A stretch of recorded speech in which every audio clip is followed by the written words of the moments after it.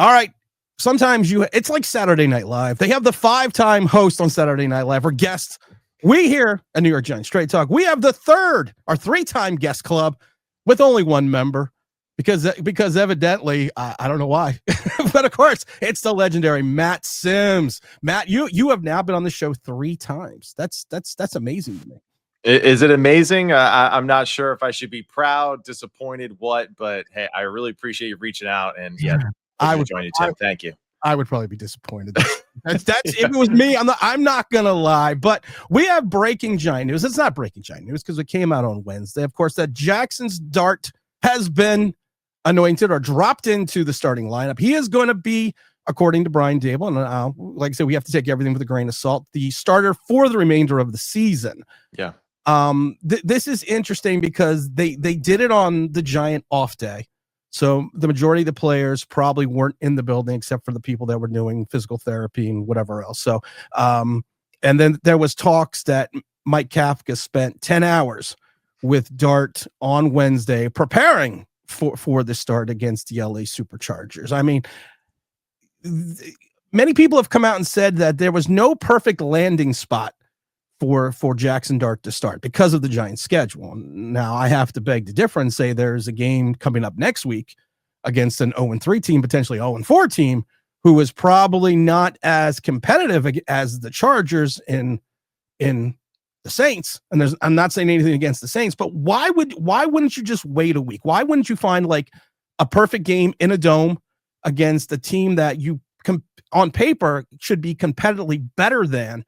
But then you're going to drop this kid in at home against the Chargers, who have one of the better pass defenses in the league. Yeah, I think the biggest thing is it's just another week where maybe it does go poorly again in the offensive side of the football, and you start to lose your voice within the football team and that message, right, that you're trying to get across from the coaching staff to the players and being unified. So I think this is more so a way to recapture the attention of the football team, to inject some energy, some juice into the offense side of football, especially, and really just to hit the restart button a little bit for this offense and for this football team with Jaxson Dart being in the starting lineup. Yeah, I understand yes, next week would be maybe a more ideal week, but NFL football, think what you want about the Saints. They're a tough football team. Think what you want about the Chargers. You know, they're going to show some blemishes as the season goes. There is no perfect time.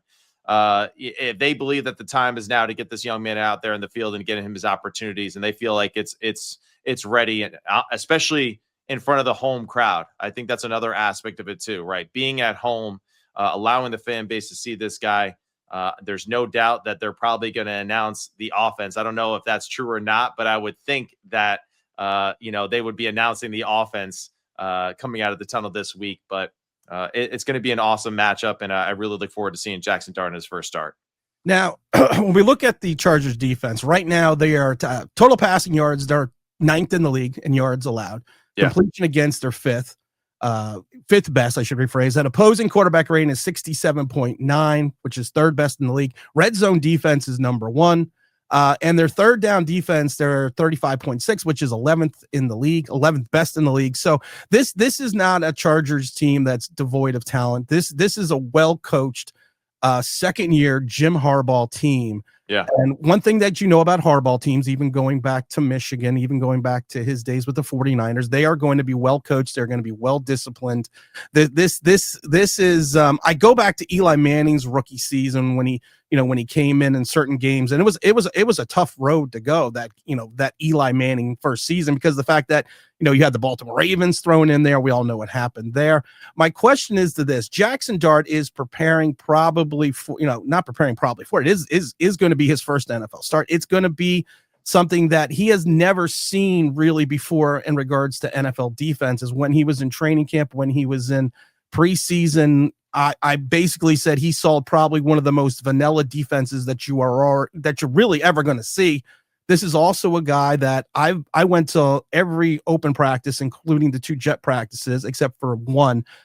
So he never really saw extended, if any, first team reps in training camp. This is a guy that Daboll seemed to bring along slowly in the preseason, where he did not face many first team defenses outside of a little bit in that first game against Buffalo. How prepared can the Giants get him for a defense that is ranked pretty high against the pass within a few days? And I know he's been building up through it all season, but like I said, it's different to find out. And the question is also for you, maybe you can give some insight. Did he know maybe a little bit ahead of anyone else? Did he, or do you think he found that on Wednesday as well? He might have had a little bit of a conversation prior to Wednesday, saying, "Hey, this is the direction we think we're going to go into, and how do you feel about that?" And having that private conversation before it came out to the public. Yeah, hey, is this an easy assignment for the young man to get his first start? Absolutely not. I mean, Jesse Minter and what he does defensively. I mean, he's one of the best defensive minds in the NFL. Henley is one of the best linebackers that we see in the NFL with how he plays. Dye, another guy that just is running around and playing physical and tough football. And that's really, I think, the biggest adjustment that Jaxson Dart will kind of see is just or at least the thing that he'll notice about playing NFL football. What maybe looks open, what maybe looks like is a big time run, what looks like is an open lane to take off and run and be athletic. Those lanes do close up very quickly at the NFL level. And I would say for Jaxson, who relies on his athleticism and his ability to use his legs, I'm curious to see how he does feel out the game early on. What did the coaching staff, what do they do to help him feel comfortable? Is it seeing the pass completed on the first play of the game? Throwing just like a quick screen to the receivers or to Cam out of the backfield, something along those lines. Does he want to be hit? Do you want to hand the football off and just say, hey, just get a good quarterback center exchange, hand the ball off, and then we'll get you into it. So it really is up to Kafka, Daboll to script up a good starting drive for Jaxson, a good mixture of plays, using his athleticism, getting him outside the pocket, doing your best to protect the man from himself and against this really vaunted defense, and giving him the opportunity and really just the belief after that to say, yeah, I can do this. And I don't worry about that for a second, because the way that he's been acting on the sidelines after touchdown throws and all that, he is excited. He is juiced up. He is pumped up. I love that moment between him and Malik Neighbors during the Dallas Cowboys game where they are just yelling at each other, just pumping each other up. And I think that's the biggest thing, right? It's just making sure that he's not too amped up too quick in this one, and allowing this young man to kind of feel the game out and to get better and better and to build the confidence throughout it. I want to talk about being amped up too quickly, but of course we want to talk about FanDuel. Yeah. We all love FanDuel. You love FanDuel. I love FanDuel. Number one sportsbook, all America. This show, of course, is brought to you by the mighty FanDuel. Right now, the New York Giants have moved. The line has gone from 5.5 points to 6.5 point home dogs. This is tied for the largest deficit, we'll say, in reference to the spread for the Giants going back to that Cowboys game. I look at that and I look at it and I see it was only a small shift in the spread. I always say Vegas's job is to make money. FanDuel's job is to make money. Everyone's job is to make money.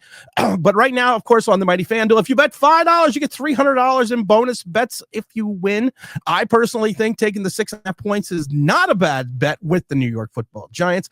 I was kind of shocked, though, that when the start was first announced, that, like I said, the spread was 5.5. It went to 6.5. I thought it went up. I thought it would have went up a little bit more. Is that a testament to the I'll say the non-love for Russell Wilson, or just the fact that people are looking at this line saying, hey, listen, Jaxson Dart can't do any worse than Russ did. Like I said, I was never a huge fan of bringing in Russell Wilson. I always thought if you're going to start the kid, you might as well just do it from day one if you thought you were going to go that direction. But I'm also a season ticket holder, so I don't want to wave the white flag after game 4. But I mean, I just thought for some reason there would be more of a shift in that type of spread when you were bringing in a rookie quarterback against this Chargers team. I mean, would you say so? It's 6.5. That's got to be one of the bigger spreads of the weekend, though, right? I mean, what other game is a larger spread than that? In the NFL, that is one of the largest spreads right now. Yeah. So I mean, in the NFL, I made the comment to Bob Poppy earlier today on Sirius XM. The NFL for everyone at home. If you played NFL Blitz, on Nintendo 64 back in the day, it didn't matter if you were up 40, up whatever. The other team was going to come back and make a run and to make it a game. And I think that's what we're seeing. The shift of a point, it basically is more so Jaxson Dart, rookie quarterback, first start, most likely. Hey, maybe Vegas sees one of those late game turnovers where it's like, oh, hey, it's a bad beat. And then we see Scott Van Pelt talking about it later that night because Jaxson Dart takes a safety or something like that, that makes it a cover or whatever. But, that's part of it. And I think that's really ultimately it comes down to is just a young quarterback getting his first start against a talented defense and really just, hey, six points is a lot in the NFL. Yeah, it is. And especially when you're the home football team, and you're an underdog that way, that's saying something. And I think you said it earlier. The biggest thing is the Chargers defense in the red zone and how good they are there. And the Giants' inability to be effective in the red zone themselves in the past 2 years offensively really will be the big question mark. And that's where I think Jaxson Dart is an upgrade in that sense, because we're going to see the middle of the field being attacked a little bit more consistently than what we saw with Russell Wilson. The fact is that Russell's a little bit undersized quarterback, and he's never been a player that has been dangerously aggressive over the middle between the hashes, tearing defenses apart. I think that's something that Jaxson Dart does extremely well, and I think he did it at a high level in college. I think he also displayed that early on in the preseason. We're going to see those in cuts, those benders, those cross-face seams, the deep crosses, those things. We're going to see a little bit more of an aggressive style, especially tacking between the numbers and between the hashes for this offense now, which will be something new for even the Chargers seeing it for the first time from this offense this year. Now, a lot of people say that the 4 and out in the red zone last week was really what killed Russell Wilson. Right. I like to point out that one play was a design run. It wasn't like, it wasn't like every throw. And you have to admit, the throw in the tunnel, if you're playing cornhole, that was a perfect throw right into the tunnel. I don't know if the man was there, but that was a perfect throw. But if you go back and actually watch the film, you can fault Russell Wilson, but you also have to kind of fault some of the wide receivers, because if you go back, there was not someone that was clearly open. And my thing is this: Russell Wilson, being a veteran quarterback, understands, listen, if I throw a pick if I trying to force something, I'm still I'm taking my team out. But I also have to take what they always say, we got to take what the defense gives you. But yes, you have to move the ball. But I think a lot of the blame is falling on Russell. But if you go back and watch the film, there was really nobody open on those 3 plays that you can definitively say, okay, Russ missed that read. So, I mean, so is he taking more of the brunt of the blame so the Giants can turn around and start Jaxson Dart? And maybe it's not even about that red zone part of it right now. For us as the viewers at home, yes, the red zone looked very ugly because his throwaways, especially in that low red zone area, were, he was throwing it to the second, third row of the seats, right? And getting intentional grounding on one of them because it was just that egregious of a throwaway. But overall, it's the other plays, right? It's the shots down the field into double coverage, right? It's the unexpected throws where you're just like, man, like why? You're a veteran quarterback. You have tremendous experience. Why are you taking this unnecessary risk? And also on one of those plays that was intercepted, there was somebody open over the middle, right? For an explosive play that would have been at least for a gain of 20. So I think inability to just be consistent with how he's seeing the field, his decision-making on top of that, maybe behind the scenes, the Giants facility kind of also knew that the Dallas game was a one-offer type of thing where, Dallas' secondary is just that bad. And we know the reality is that it's been a little bit tougher for us offensively to kind of get stuff going. But hey, it's a Spagnuolo defense there in Kansas City. That's a well-coached defense.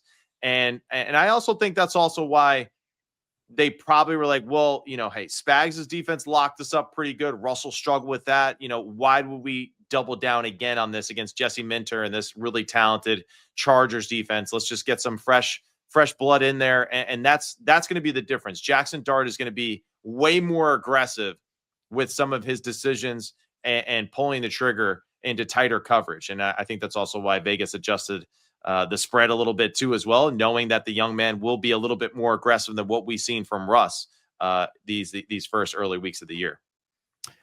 You talked about Jaxson Dart and just any other player in general coming in hyped up. It's your first start, coming in maybe a little pumped in, coming in maybe a little hot. I remember my first start in college. The first thing, I was so overly aggressive on anything that I was my own worst enemy. Right. What can a quarterback do now?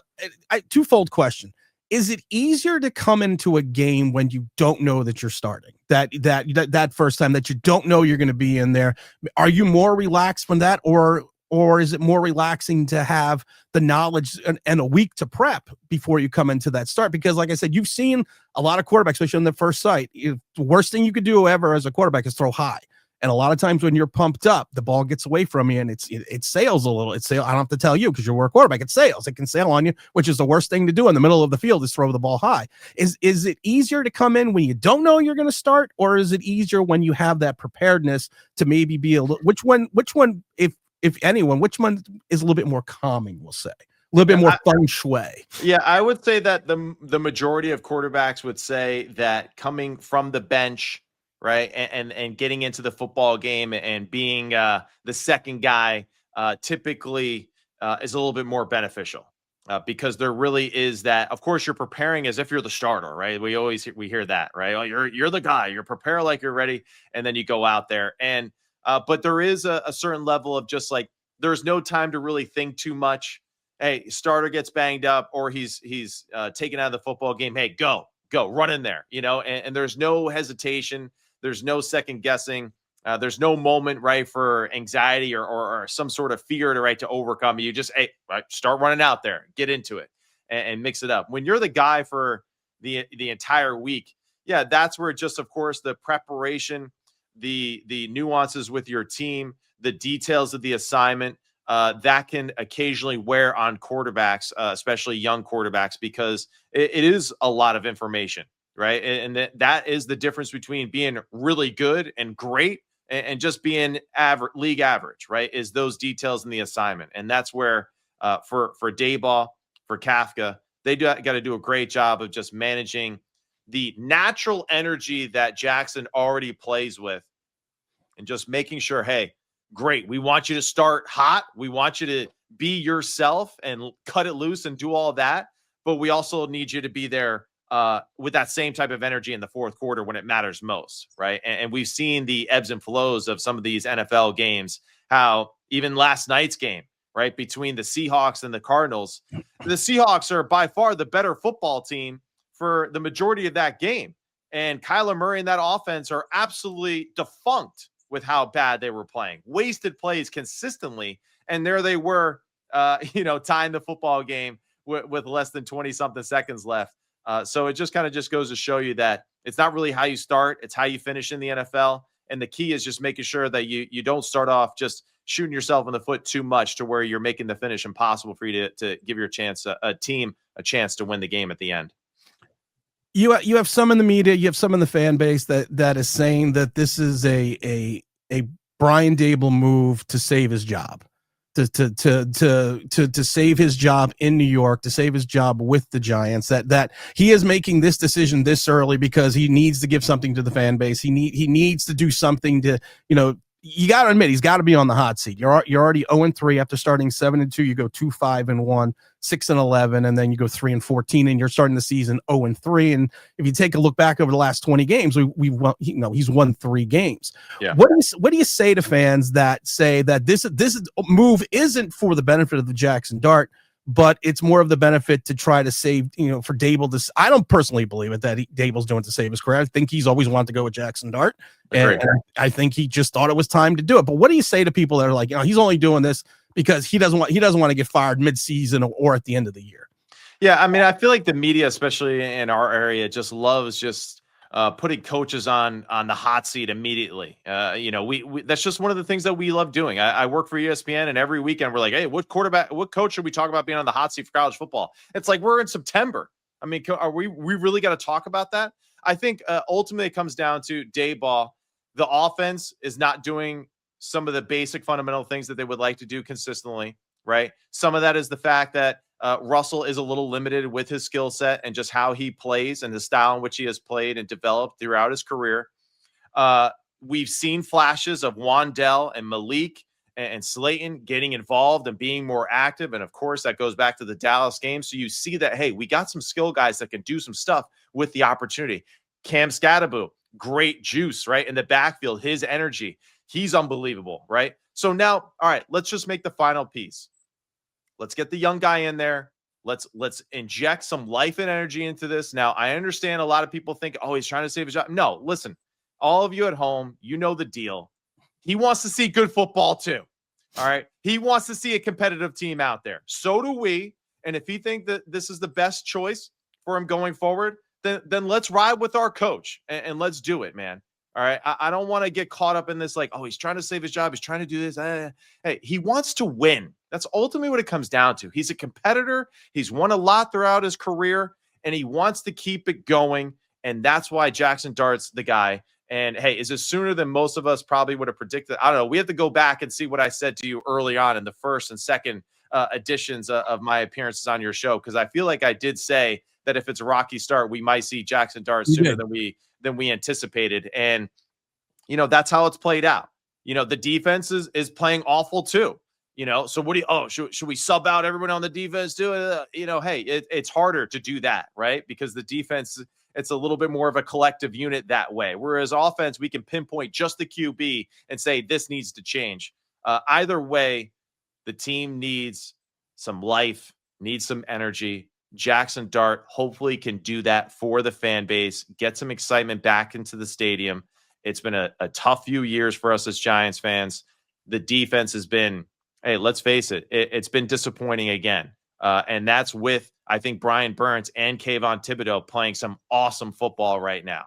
And it's going underappreciated, undervalued, because the back end still has just these unbelievable snafus, whether it's coaching, whether it's execution, whether it's a combination of the two. So there's a lot of questions on this football team right now. And I think ultimately Daboll is hoping that the energy of Jaxson Dart can somehow uplift, right? Rise the tide for all the ships in the harbor for this team right now. And if we do have to find a head coach, I know where to go. Where's that? You go to ZipRecruiter, ZipRecruiter.com. You got to find that. If you're looking for that needle in the haystack, that would be great. That would be great. ZipRecruiter.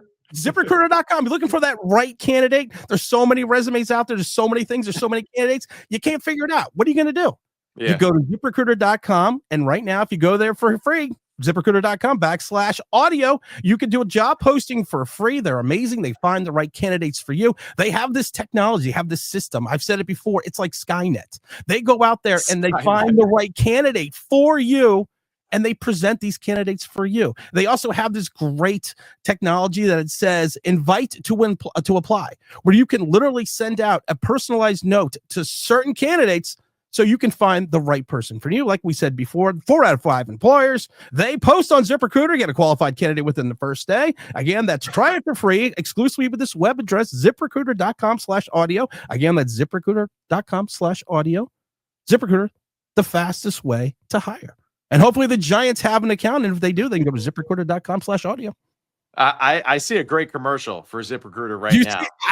I have no clue what you're talking about. That's just something that I feel personally. Yeah. I'm a season ticket holder, and my family has been season ticket holders since 1976. So we've seen the good, we've seen the bad. Right. And you got to talk me off a ledge for a second, because it's been so tremendously pitiful for the last 13 plus years, except outside of 2 seasons, 2 playoff appearances, 1 playoff win.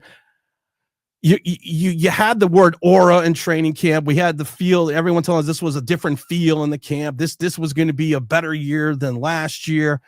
And then by week 4, we're starting a rookie quarterback. Some people are saying that the Giants are waving the white flag on the season, that they're going to build for 2026. And the first thing you do when you do that is to start Jaxson Dart, because this way you get him the experience. You see if he is the quarterback in the future. So you go into next year's draft.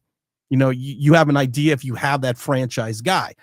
As a season ticket holder, as someone that's paid the PSLs, pays for the parking, drives 2.5 hours every game day there, 2.5 hours back. It's not an easy trip. When you see, I'm excited to see Jaxson Dart because I want to see what he has, of course. Yeah. But it does kind of feel like in week 4, the Giants are just kind of like, hey, we're done. We're going to start building for the future.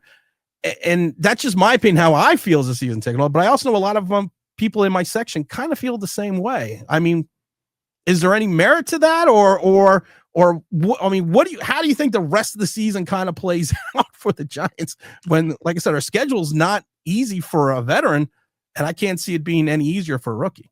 Yeah, I mean, I love this though too, where it's just like, oh, they're waving the white flag. It's September. Come on, man. I mean, we just lost a tough game to Kansas City Chiefs for a few different plays. Go your way, you win that football game. The same thing with the Dallas Cowboy game, and you got to remember too, like there's some grown men in that locker room that I understand they're getting paid a lot of money, and you might think that like, oh, they're getting paid, it doesn't matter. No, it means everything to these people. Right. And that's where, like, for fans, like, slow down, pump the brakes. There's human beings involved in the locker room, on the field, the coaching staffs and all that. Do they enjoy getting booed? No, they don't. All right. That's not why they get up every day. That's not what motivates them to go out there and just get their asses handed to them and just say, hey, we tried. We're going to wave the white flag and just start a young guy, because what else are we going to do? It's like, no, come on now. Now I understand it's been rough for us Giants fans, but listen, it could be worse. We could be Jets fans. So let's relax. Okay. All right. We're okay. Yeah, we are. We're okay. All right. We could be worse. It could be the New Orleans Saints, who had Super Bowl rosters and found ways to lose it. And then eventually their head coach is like, yeah, I just can't take it anymore. I'm leaving. And then leaving them in a complete level of disarray for the past few years. So I understand that it's tough. I understand it's frustrating. I get it. Hey, I'm frustrated. I yell at the TV a lot too when the Giants are on television right now, and I get that. But I'm also not going to just say, you know what? Hey, I know that fire over there is blazing. I'm going to throw some more propane on it just to have a little bit of fun, just because it's easy to do that. Let's look at the bright side of it, man. All right. Past few years, our roster has been It's been All right. Joe Shaney's done a good job of slowly adding just good pieces to this roster. Is it up to the standard of the cream of the crop in the NFL yet? No, it is not. And that's the truth of it. We're still a little bit behind as far as where the depth of the football needs to be, especially when we compare ourselves to like the teams like the Philadelphia Eagles within our conference, or just at least how the Commanders are building their football team around their young starting quarterback. So listen, I know it's tough. I get it. Sometimes it's painful. It's frustrating. And I'm with you on that because I'm a fan of this football team too. But let's not write off the season because it was a first few weeks have been a little tough on us. All right, let's not do that.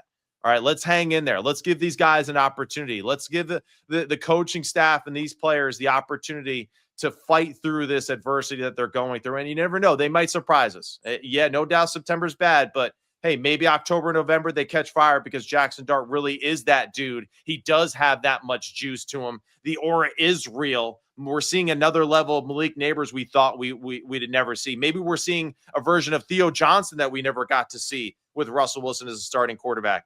So with Cam Skattebo, the offensive line playing better, hopefully with Jaxson Dart, come on now, let's hang in there. Let's get at least to November before we start to just burn the ships and say we stink. Okay, let's hang in. Let's give this team and this coaching staff and this organization the opportunity to show us what they've been working so hard to build. I believe it's since 1972. I think only 3 teams have made the playoffs starting the season 0-3. Yeah. So I'm just throwing that. Like I said, we like to have both sides. We got both sides of the coin here. To close it out, we had you give Jaxson Dart advice. That's why Matt comes on, man. I mean, it's like, I mean, but just, hey, I'm a guy that was told you're never going to play in the NFL, and 6 years later in the league, I was very close to being a starter and like a solid backup for an extended period of time in my career. And, that's where it's just like, it's a fine line. Things can change on a dime. I went from a guy from being someone that could never be in the NFL to being someone that people really trusted and thought that I was worthy and better than what I was originally evaluated as. So we just don't know. And for all of us at home, you wouldn't want people to speak that way about you. Come on, let's take a little bit of an optimistic view on this team that is trying to find their way through a tough schedule. to close it out, you gave All right. advice to Jaxson Dart. And the first time you came on, you had I asked you, what advice would you give a young rookie quarterback going into training camp? And I'm going to ask the same question, but this time I'm going to say, what advice would you give to a young quarterback in his first NFL, going into his first NFL start? Yeah, I would just say for him, just do your best, right, to obviously play with the natural energy and excitement that you have going into your first start as an NFL quarterback, but then also just to be completely present with where your feet are in every single moment of the game, and not to think ahead, not to think too far behind on a mistake that was made. Just stay present, stay in the moment, hang in there with your guys in the huddle, communicate as best as you can what you're seeing and what you're going through on the football field to help out your coaching staff, so the coaching staff can help you in return with their play calls, and really just to be as present as possible, because it is so easy to get caught up and just everything else that's going around, right? With the stadium, the energy and all that, the defense that you're playing against, the opposing team, the opposing quarterback and his performance. For Jaxson Dart, just so you know, you're going to see Justin Herbert throw some absolute rifles against your defense, and you're going to say, well, I'm going to do it too.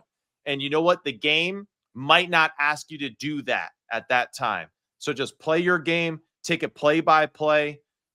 Eventually, you'll have your opportunities, and when they're there, trust yourself, trust your instincts, cut it loose, and have fun, man, and let the stadium and the fan base see, right, the talent that you are, right, when it presents itself. I had another question and I lied, but that was such a good answer. I don't know if I really want to ask my next question.